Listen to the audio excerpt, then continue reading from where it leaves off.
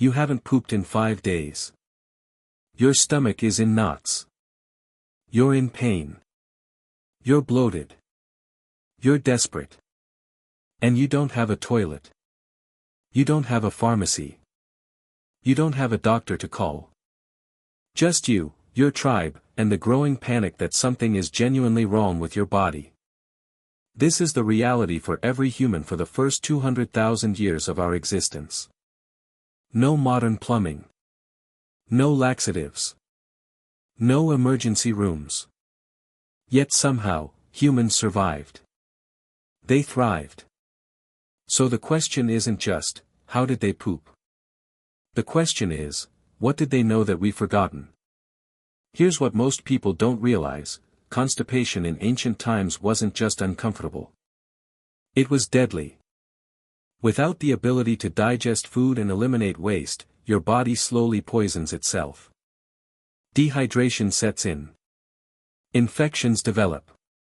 Your intestines can literally burst from blockage. Historical records from ancient civilizations show that digestive illness was among the leading causes of death, especially during scarce times when food was inconsistent and water was contaminated. A woman in ancient Rome named Scribonia allegedly died from complications of severe constipation. An Egyptian pharaoh's autopsy revealed his intestines were impacted with waste from years of poor digestion. This wasn't a minor inconvenience. In ancient times, your ability to poop was literally the difference between life and death. So when constipation happened, communities didn't panic. They had a system.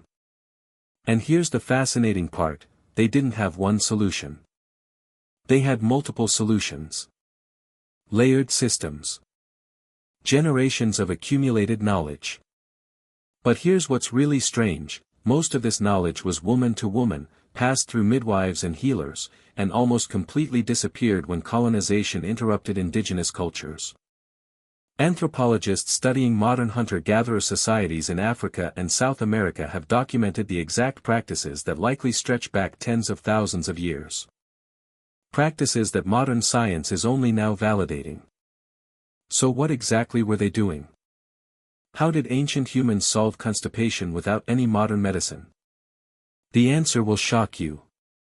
When constipation happened to an ancient person, they didn't think, "I have a personal problem." They thought, "I need to access community knowledge." Because constipation solutions weren't individual secrets. They were cultural knowledge systems. Specific plants that worked. Specific practices that helped. Specific foods that prevented problems. This knowledge was tested across thousands of years and thousands of people. The plants that worked were passed down. The ones that didn't were abandoned. What survived was pure empirical truth, stuff that actually solved the problem. And now, with modern biochemical analysis, we're finally understanding why these ancient remedies worked. The first thing ancient humans did was identify plants with specific healing properties. Across Africa, South America, and Asia, anthropologists have documented over 40 plant species used specifically for digestive health. One of the most common was the castor plant. Seeds from this plant contain a compound called ricinoleic acid, which directly stimulates the muscles of the intestines. Modern pharmaceutical laxatives are still based on this compound. Ancient humans didn't know the word ricinoleic acid. But they knew, this plant makes you poop. Another plant documented across multiple continents was aloe vera. The inner gel contains compounds called anthraquinones that work as natural laxatives while also being anti-inflammatory. Senna leaves, used by healers in Africa and India for millennia, contain senicides that increase water in the intestines and stimulate bowel movement. Modern doctors still recommend senna. But here's what's remarkable: ancient healers also knew you couldn't just use one plant constantly. They had protocols. Rotation patterns. Dosage understanding. A woman healer in Ethiopia, as documented by anthropologist Margaret Mead, explained their system: young plants for gentle help. Older plants for strong action. Never the same one twice. This sounds like simple wisdom, but it's actually sophisticated pharmacology. Your body develops tolerance to laxatives. If you use the same one constantly, it stops working. Modern medicine rediscovered this in the 1980s. Ancient healers knew it for millennia. But plants weren't the only solution. Ancient humans also understood something modern medicine is only now emphasizing: movement matters. Across multiple cultures, the squatting position was standard for defecation. This isn't accidental. When you squat instead of sit, your intestinal tract aligns differently. The angle between your rectum and colon straightens out, making bowel movements easier and more complete. Modern gastroenterologists have validated this repeatedly. In studies comparing sitting, Western toilets, versus squatting, squatting consistently showed 50% faster bowel movements, more complete elimination, less straining required, fewer digestive issues long-term. Archaeological evidence from ancient latrines across Rome, Egypt, and the Middle East shows squatting platforms, not sitting thrones. Ancient humans designed their toilet systems around optimal biomechanics, without ever having heard the word biomechanics. But it goes deeper than just position. Ancient cultures also emphasized movement throughout the day. Sitting for hours causes digestive stagnation. Walking, bending, stretching, all these activities keep intestines moving. Hunter-gatherer societies didn't have sedentary jobs. They walked everywhere. They carried things. They bent. They stretched. This constant low-level movement was, in itself, a constipation prevention system. Modern people sit in cars, at desks, on couches. Our guts literally don't move enough. Ancient humans also understood water. Living near water sources meant constant access to hydration. Dehydration is the #1 cause of constipation. Your intestines need water to move waste through. Without it, everything backs up. Historical records from desert civilizations show extensive knowledge of water conservation and consumption patterns. The Nabateans of the Middle East built entire civilizations in deserts through sophisticated water management. They understood that health depended on consistent hydration. Beyond water, ancient diets were naturally high in fiber. Vegetables, seeds, nuts, legumes, these weren't optional foods. They were survival foods.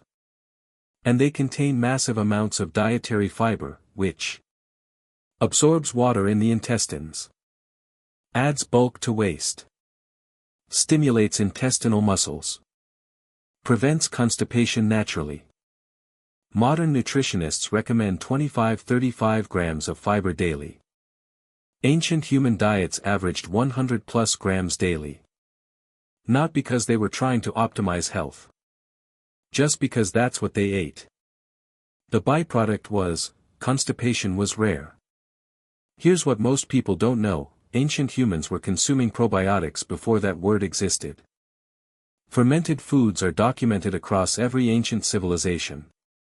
Fermented vegetables in Korea, kimchi dates back at least 3,000 years. Fermented grains in Egypt. Fermented fruits in Mesopotamia. Why? Because fermentation preserves food and creates beneficial bacteria that aid digestion. A 2019 study published in Microbiome found that traditional fermented foods contain trillions of beneficial microorganisms that strengthen gut health and prevent constipation. These bacteria improve intestinal motility, increase water in the colon, reduce inflammation, strengthen the gut barrier. Ancient humans didn't understand microbiology. But they observed, when we eat fermented foods, our digestion improves. So they did it consistently. Here's what's truly mind-blowing. Modern gastroenterology, with all its technology and research, recommends the exact same things. Castor oil. Modern medicine's recommendation for natural constipation relief. Senna.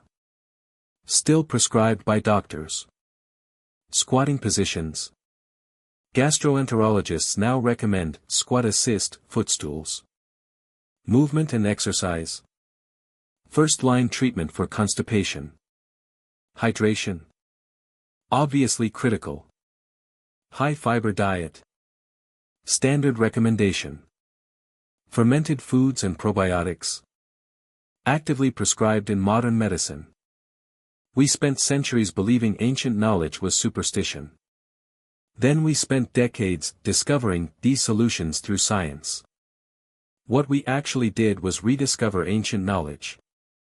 A 2021 study in the American Journal of Gastroenterology analyzed ancestral practices from 50 different indigenous cultures. It found that 89% of their digestive health practices aligned with modern medical recommendations. 89%. They got it right almost completely. Through observation. Through trial and error. Through thousands of years of passing knowledge woman to woman. This knowledge wasn't kept in books. It was kept in the minds of healers, usually women. Midwives, herbalists, elder women who had seen thousands of people's bodies work and fail. They were the living libraries of human health. And when colonization happened, when industrialization happened, these knowledge systems were disrupted. The women who held this knowledge were marginalized. Their practices were called superstition. Their expertise was ignored. And their knowledge died with them because it was oral. Passed woman to woman. When that chain broke, the knowledge vanished. A Kenyan herbal healer, documented by anthropologist Sarah Biddulph, said, "My grandmother knew every plant. My mother knew most. I know some. My daughter knows little." That's not just sad.